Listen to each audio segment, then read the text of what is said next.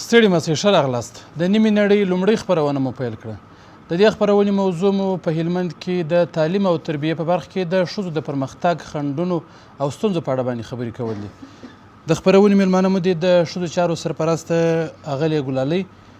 مدني فعالانې سویلا وزیري او شریفه جانه. په تالار کې نورې میرمنې هم ناستې، دوی به هم د مسلې په اړه باندې پوښتنې وکړي او خپل نظریات له موږ سره شریک کړي. ټول ته ښه راغلاست وایو. ښه راغلاست. د پروګرام وړاندې کوونکی زه نثار احمد احمدي یم. پیل له اغلې شریفې کوم.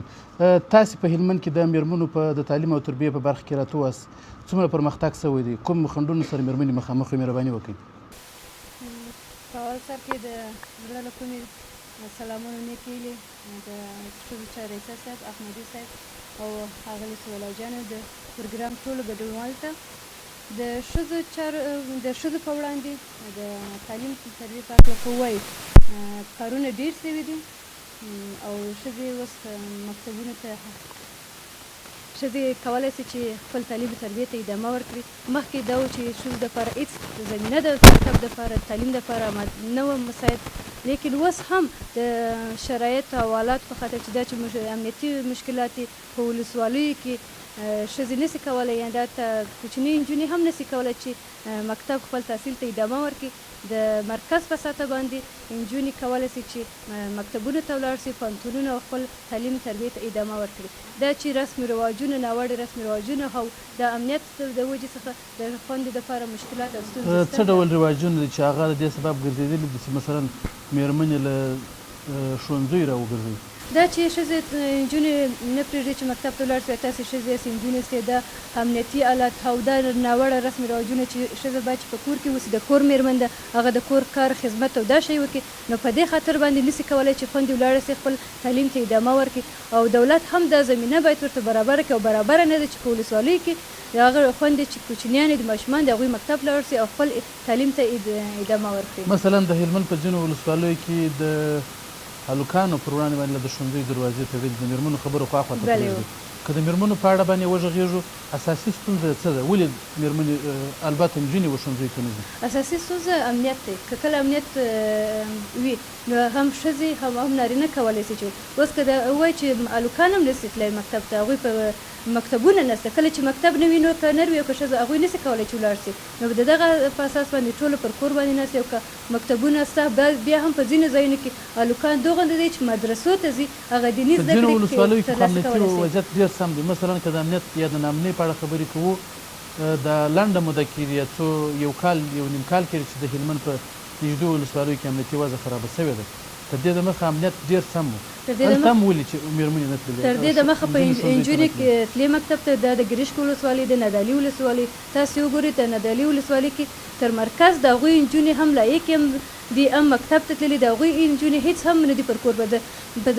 دغه ګرشک ولسوالۍ کې دا د درمعلمین پوهنتونونو هر څه شته، لیکن دا چې د امنیت د وجې څخه مشکلاتو شی دی، دا خپله په مرکز کې هم زیات لرې ساحو کې تاسې وګورئ چې د ښځو لپاره زمینه نه ده برابره. که ښځې ځي هم په ډېره بیره و ترس دې شیانو باندې ښځې خپل تعلیم ته ادامه ورکوي. دولت یا مثلا مسؤل چارواکي وایي چې د تعلیم او تربیې په برخه کې د ښځو پر وړاندې یو ډول رواجونه خنډ ګرځېدلي دي. هغه رواجونه یادوي او تاسې وایئ چې امنیت نشته. اوس که امنیت تامین شي، هغه رواجونه به څنګه له منځه ځي؟ که امنیت تامین شي، کولی شي چې ښځې ولاړې شي خپل مکتبونو ته او خپل درسونو ته ادامه ورکړي. دا چې امنیت نه وي، د دغه بیرې څخه چې سبا ورځ چې دوی نجونې کله د مکتب څخه وځي، د لارې څخه یا تښتول کېږي یا پر هغوی باندې تیزاب پاشه کېږي، د هغوی دپاره د بدنامۍ د دې شیانو سبب ګرځي. نو د دغه وجې څخه دغه دا خبره منئ چې ځینې کورنۍ خپلې نجونې ښوونځیو ته نه لیږي او د دې دپاره څومره د عامه پوهاوي په برخه کې کار شوی دی؟ د هغوی دا معلومداره خبره ده چې په ولسوالیو کې هغه خلک چې د تعلیم څخه نه دي برخمن، خپله نارینه نه دي برخمن، هغوی تعلیم ته ادامه نه ده ورکړې، د هغوی نارینه پر کور ناست دي، نو هغوی به ښځو ته چیرې، که هغوی خپله تعلیم ولري، مکتبونه ته ولاړ شي، هغوی د سواد څخه برخمن وي، نو معلومداره خبره ده چې هغوی خپلو ښځو ته اجازه ورکړي. دا چې نارینه بې سواده دي، نو ښځو ته اجازه هغوی چیرې ورکړي؟ نه ورکړي. دوی خپله بې سواده دي، هغوی ته چیرې اجازه ورکول کېږي؟ غلې سویلا وزیري، شریفه جانې خو ناامني د دې سبب یاده کړې چې مثلا البته نجونې ښوونځیو ته نشي ورتللی. تاسو څه فکر کوئ او دغه 15 کلونو په موده کې ښځو د تعلیم او تربیې په برخه کې څومره پرمختګ کړی دی؟ او که پرمختګ یې نه دی کړی، ستاسې په نظر اساسي علت څه دی؟ بسم الله الرحمن الرحیم. په اول قدم کې زه خپل سلامونه او نیکیلې د ښځو چارو ریاست ګلالي جان او همچنان حمدي صاحب او ټولو دغه راغلو مېلمنو ته چې اوس نن دلته تشریف لري و دوی ته خپل سلامونه وړاندې کوم او خوشحاله یم چې په یو داسې پروګرام کې نن چې هغه ټوله د تعلیم د ښځو د تعلیم په اړه باندې نن بحث کیږي. نو که داسې ووایو چې موږ دغه مقایسه کو د 15 کاله د مخه څخه یعنی تر اوسه پورې چې هغه ښځو پرمختګ کړی دی زما په فکر سره ښځو ډېر پرمختګ کړی دی ځکه چې د شریفه جانې د خبرو په تایید سره چې که وګورو زموږ ښځو خو ډېر پرمختګ کړی خو همچنان خبره دغسې ده چې هغه یعنی یو خو امنیتي مشکل دی چې دا اوس یې موږ وینو او بل هغسې ناوړه دودونه دي چې بعضې کسان خپل اولادونه یا ښځې د دې دغه څه بې بهرې کړي دي چې مثلا وایي کله چې ښځه ځي د باندې وځي یا تعلیم کوي هغه به نه وي یعنی سم. نو زما فکر سره چې باید دوی ته داسې زمینې برابرې سي چې دوی باید دوی خپل تعلیم یعنی لکه دا اوس څه ډول زمینه ورته برابره سي؟ تاسې مخکې ته نامنې خبرې ته مې اشاره وکړه. نامنې د دې سبب ګرځېدله چې مېرمنې له زده کړو راوګرځوي؟ بله و ځکه چې اوس موږ وینو یعنی که موږ اساسي علت نامنې ده که ځینې ټولنیز رواجونه دي؟ دواړه دي. اساسي یې کوم یو دی نامنې که ټولنیز رواجونه؟ خو زما فکر سره دواړه دي ځکه چې که امنیت نه او بیا هغه چې مثلا هغه اجازه نامنې خو د لنډه موده کېږي چې رامنځته شوې یعنې داسې نه ده چې د هلمند په ډېرو ولسوالیو کې له 10 کالو راهیسې جګړه روانه وه. بله بیا هم د کلونو په موده کې دغه ځینې ټولنیز رواجونه چې د مېرمنو پر وړاندې یا د نجونو پر وړاندې باندې خنډ ګرځېدلي هغه له منځه نه دي تللي. بله خو دا هم هغه اساسي عمده ټکی دغه دی نه چې باید موږ ودې ته ډېر پام وکړو. او بل خبره دا ده چې باید دوی هغه کسان هغه کورنۍ چې اجازه نه ورکوي دوی باید دوی عامه پوهاوي ته ضرورت لري. دا د چا وظیفه ده چې عامه پوهاوی ورکړي؟ دا باید هغه ملا امامان هغه مشران د کورنۍ چې دي هغه باید په دې کې ډېر سام واخلي ځکه چې دغه مخور کسان کولی سي چې د دغه لارې څخه هغه کسان چې مثلا په کورنۍ کې یوه ښځو ته اجازه نه ورکوي زما فکر سره دغه مشران به ډېر رول ولري په دغه کې. اوس ستاسې په نظر باندې دیني عالمانو د مسجدونو له لارې څه مثلا ټولنیزو فعالانو نورو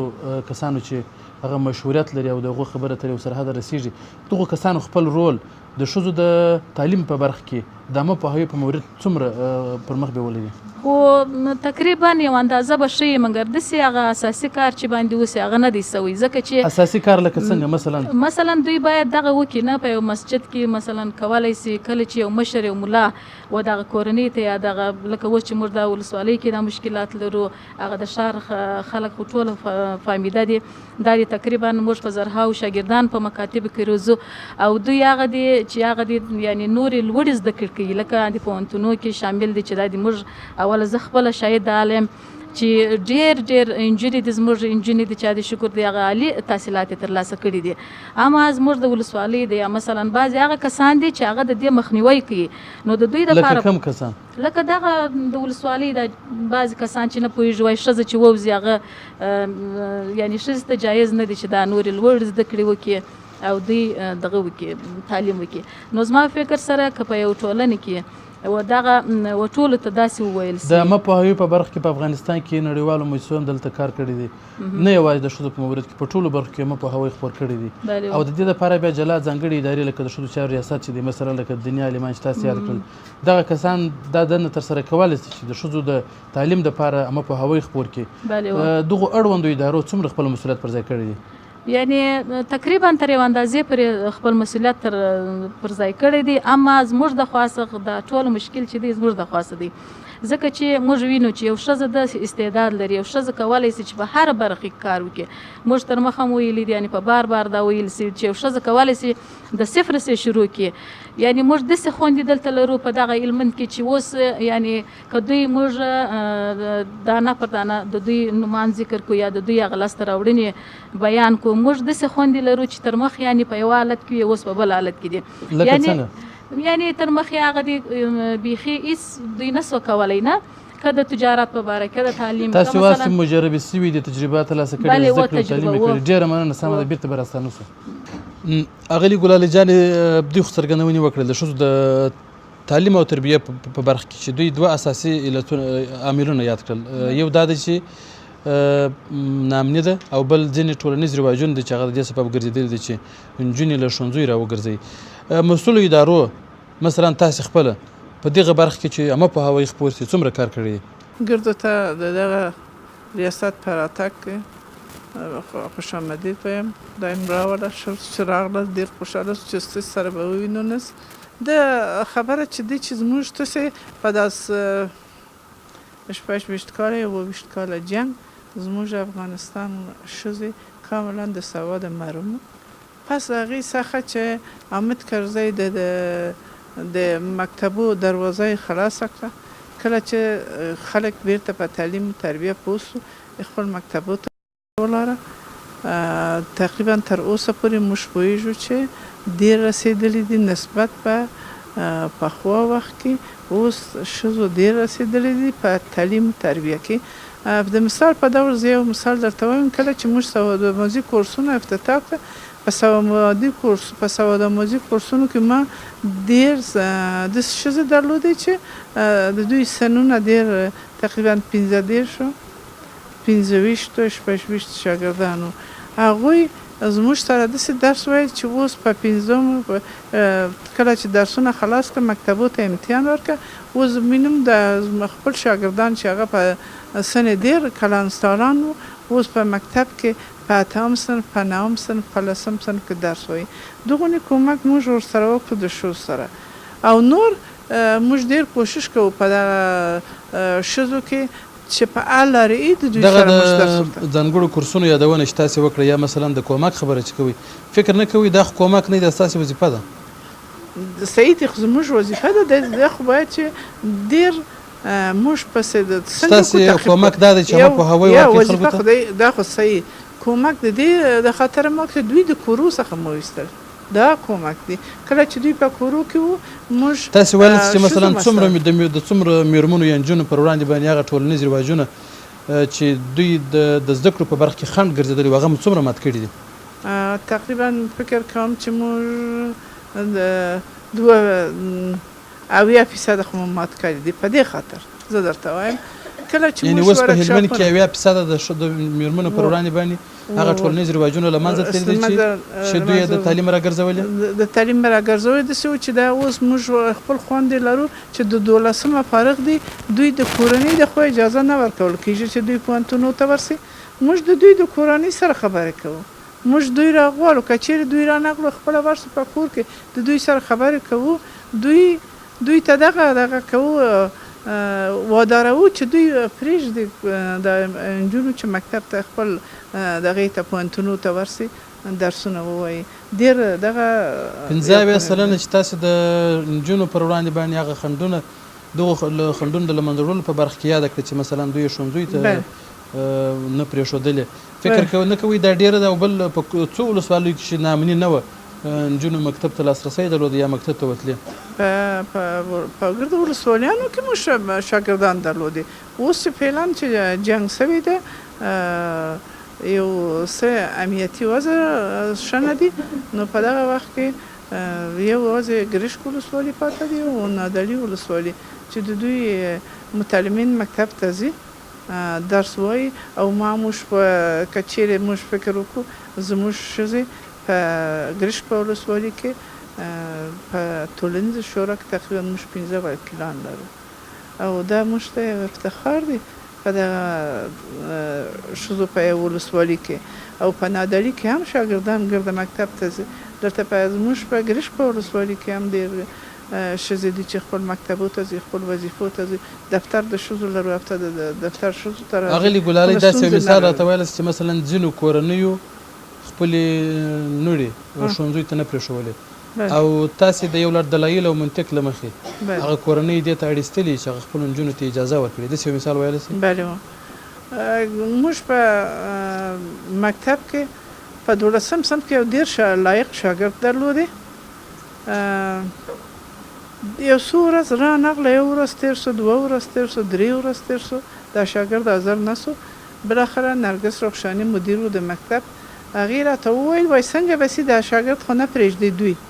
بره کور ته ولاړو. د دوی د مور پلار سره مو خبرې وکړې ما وایي یو لایقه شاګرده ده تاسې ولې دا نه پرېږدئ چې داسې خپل درس وایي موږ ډېر خوشحاله یو د دې شاګرد څخه دا سبا به لوړ مقامو ته دا ورسیږي بره پلار یې وویل چې زما ستونزه دا ده بزرګ ستونزه درته وایم چې زه نه غواړم چې دا د دغه ځای څخه مکتب ته ولاړ سي ما وایي ولې وایي ما ته خلک بد وایي وایي په دې څه بد وایي په دې چې ستا لور تحصیل کوي بد وایي خو خیر بالاخره د دې پلار ته مو دا قناعت ورکړ چې پلار یې وایي نور څه نه درته وایم سهار راري چې وایي موږ دلیل ورسره ویلی په آخر کې راته وایي زه غواړم چې زما لور چادري وکړي بره ما لور ته ووایي ما خور ته خپل چادري وکړه راځه خپل مکتب ته دی هغه نجلۍ خپل چادري وکړه راغله امتحانونه ورکړه اول نمره د صنف اول نمره هم سو دغه دا یو بزرګ ستونزې ده چې موږ د دوی څخه ډېره مننه سمه ده ګرانو کتونکو په تالار کې ناستو مېرمنو ته به ورستانه سو د دغه مسلې په اړه باندې به د دوی یو څو نظرونه واورو چې وړاندیزونه لري ستونزې لري څه وایي مهرباني وکړئ که تاسې ته د ښځو د تعلیم په برخه کې خپل نظر شریکوي کومه ستونزه یا کومه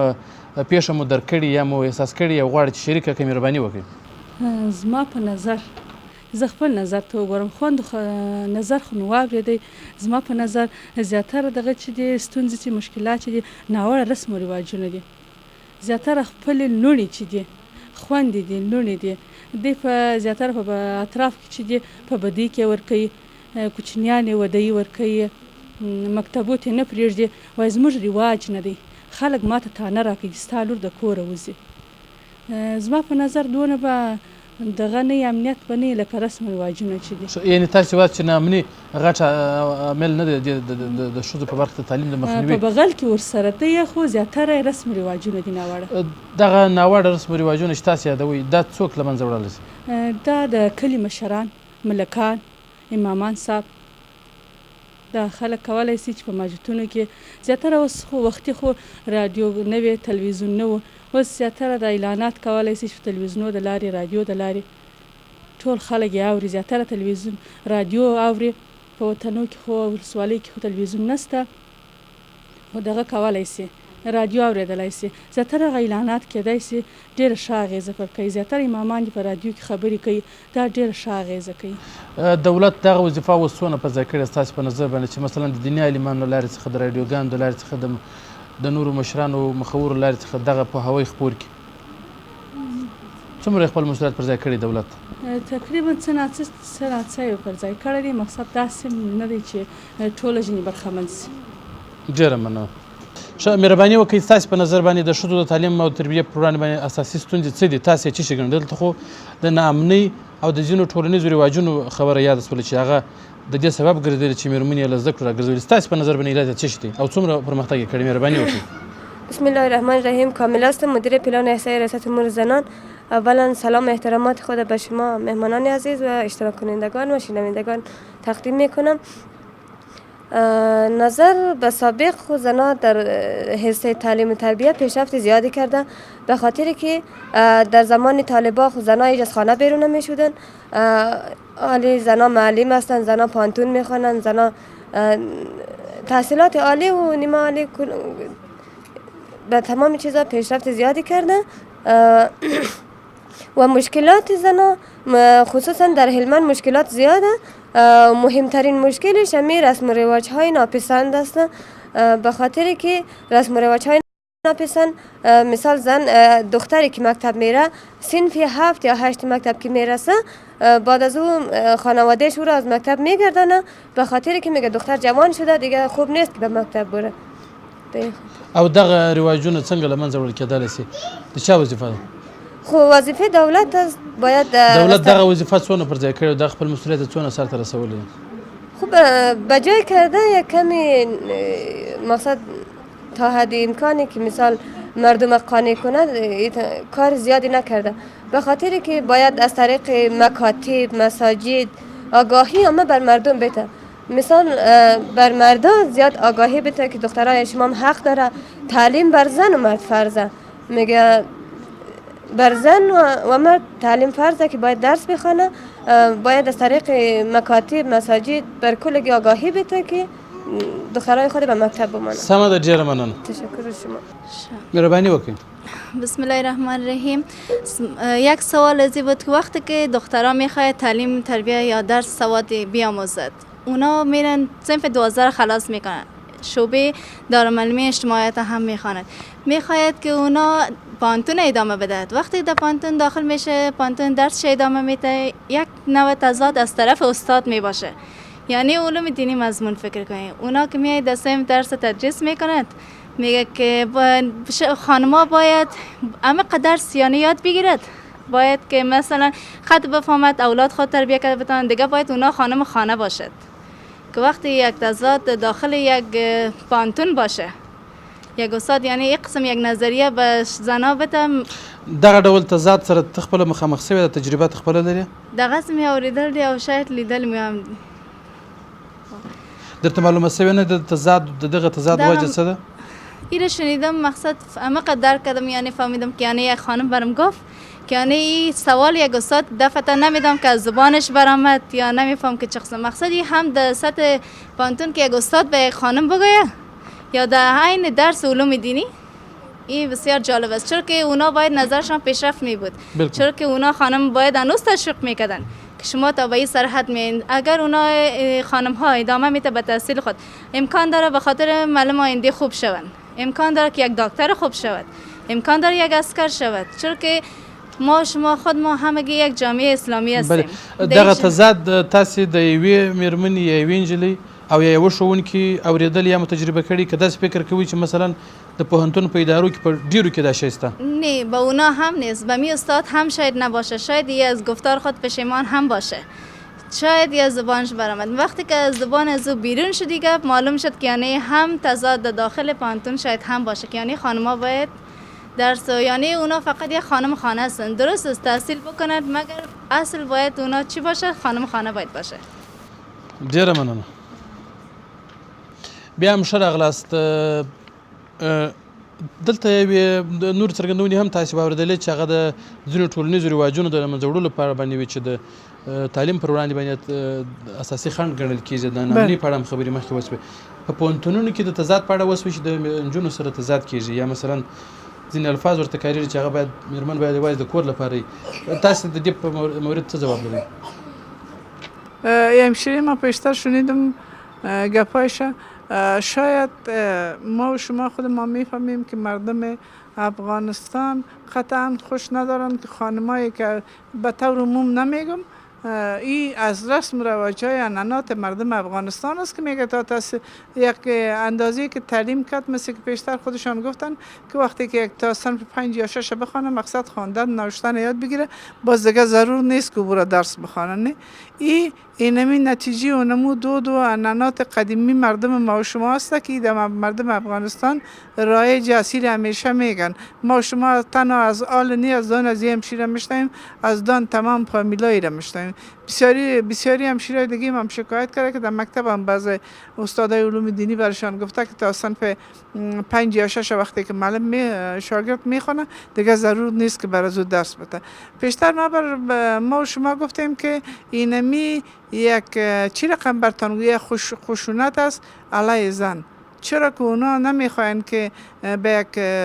تحصیلات عالی برسه خانما؟ اونا همیشه خوش هستن که کورکورانه خانما رو در خانه بشنن، یک خانم و دو خانم 3 خانم دیگه هم دستش بگیرن و اونجا در کنج خانه باشه. نه، ما و شما باید در مقابل از اینمی تضادایی که دارن ما و شما مقاومت داشته باشیم، ما و شما درسای خود از بهتر اضافه بخوانیم، کامیاب شویم و به نتیجهش به اونمون میرسه که اونا خودشان میفهمند که زنا هم قدرت دارن، زنا میتونن. دغه ټولنیز رواجونه چې د میرمنو پر وړاندې باندې خنډ ګرځېدلي دي د زده کړې په برخه کې، د دغو د له منځه وړلو په برخه کې اساسي کار څه دی؟ دلته خو اوس نارضایت موجود و، یعنې خوشحالي نه ځینې موجوده چې دا ستونزې ټولې له منځه تللي دي. اساسی کار نو په دې اساس کې د مشکوي سو اول در قدم اول آگاهی های برای تمام تنها ولایت نمیگم، ولسوالی ها، تمام قصبات، تمام ساعاتی که هست از طرف حقوق بشر برای اونا آگاهی داده میشه. آگاهی بر خانم ها از حقوقشان داده میشه. یک دوم از طرف رسانه ها، از طرف رادیوها، از طرف ملاان مسجد که ما شما میفهمیم که امروز اولین کسی را که یا به اصطلاح بسیار دوست دارد اون مولای مسجدشان است و ما و شما از مولای اماما خواهش کنیم در قدم اول باید ما برای امامای مسجد خود تقویه کنیم که اونو بفهمانند، بر از اونو آگاهی بتیم که آگاهی داشته باشه، باز بر بعض فامیلا رو بفهمانه، بعض کسایی که پیش میه بر از اونو درباره حقوق خانما، درباره تعلیم و تربیتشان و ایران برشان بگویی که حقوق زن و مرد در اسلام هم در قانون مساوی است. زن هم حق داره که درس بخونه، خانم مرد هم حق داره. ډیره مننه. تشکر استاد. دلته په پوهنتون یا تعلیمي ادارو کې د تضاد خبره وسوله چې هغه له ښځو سره کېږي، تاسې شخصا خپله دغسې پیښه احساس کړې یا مو لیدلی یا مو اورېدلي د تضاد موجود دی که نه دی؟ زه خپله چې ما کتلي دي ما خو تر اوسه پورې د داسې دغه سره نه یم مخامخ سوې د داسې تضاد سره، خو دا چې اولینه پله داسې موږ اورو دا نه پوهېږم چې دوی ولې دا تضاد لري او که چیرې موږ وګورو نو د ټولنې نیمایي برخه خو ښځې جوړوي، نو باید د دوی دپاره ډېره پاملرنه وسي د تعلیم په نظر کې، خصوصا د ښځو دپاره نه چې د ښځو دپاره ډېر تعلیم ضروري دی او په اسلام کې هم دا حق ورکړول سوی دی، یعنې اولین حق و ښځو ته ورکړول سوی دی او بل خبره دا ده چې باید دا هم په اسلام کې ویل سوي دي چې دغه خبر تعلیم که پر نرو پر ښځو باندې فرض دی، نو د دې دپاره پکار دی چې موږ د دې دپاره دولت باید ډېره پاملرنه وکړي او دوی باید ډېرې هغه زمینې ورته برابرې کړي او دغه د عامه پوهاوی لارې ډېره ښه لاره ده چې دوی باید پوه سي، یعنې ذهنونه یې باید دغه ځینې ټولنیز رواجونه چې اوس هم د خنډ په توګه دلته یاد شول ویل کېږي چې دا را نور هم ډېر موجود دي، څنګه له منځه وړل کېدای شي؟ دا دغه مثلا د رسنیو د لارې څخه یا د مشرانو امامانو د لارې څخه، ځکه چې تر هر څه دوی د دغه ملایانو یا د امامانو خبره مني نه، نو د دوی دپاره د دې دپاره پکار دي چې باید دغه مشرانو ملا امامانو مثلا د رسنیو د لارې د نور عامه پوهاوی چې باید دولت د دوی دپاره زمینه برابره کړي، ځکه چې باید د ښځو پر تعلیم باندې ډېر دغه وکړو، موږ فوکس مو باید ډېر چې د ښځې تعلیم چې دی یوازې که یو ښځه تعلیم وکړي هغه د ټول کورنۍ دپاره دا کولی شي چې خپل بچیان ښه وروزي، که مثالونه ورکړو د هغه ښځه ده چې هغه لوی لوی شخصیتونه لکه احمدشاه بابا یا مثلا نور دغه لوړ اشخاص چې دي چې اوس موږ وینو په تاریخ کې چې دي دا ټوله د دغه ښځې په واسطه باندې روزل سوي دي، نو د ټولو خویندو دپاره یا د هغه